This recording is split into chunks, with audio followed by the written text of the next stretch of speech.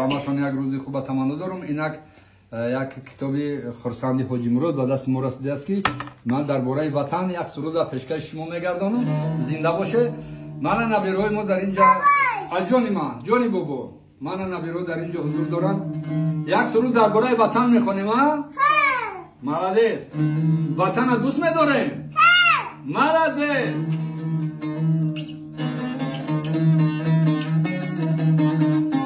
انا که با دقت گوش میکنیم.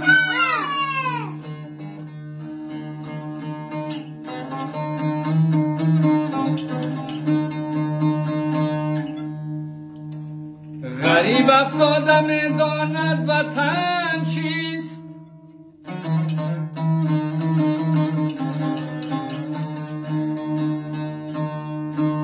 غریب افتاده میداند وطن چیست، که بهتر از وطن هرگز سخن نیست.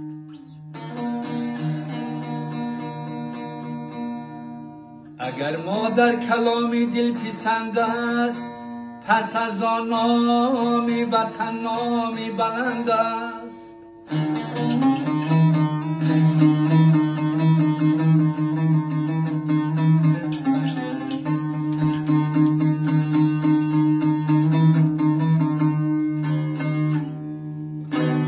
وطن مادر نویسد آن کی داند، وطن را مادری اول بخواند.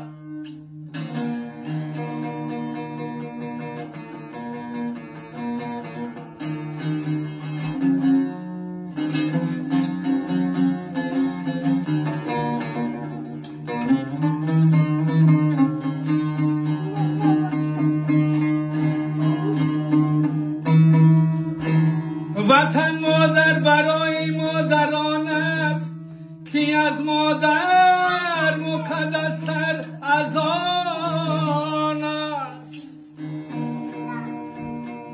نبردن نقشی پای طفل بار، وطن دارد جوانی های کسی ها.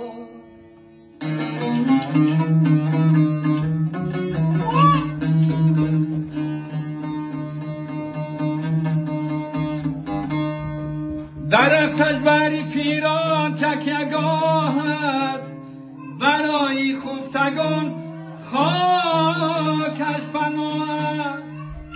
وطن بر مرده و زنده کفیل است، پی نابودی از بودن دلیل است.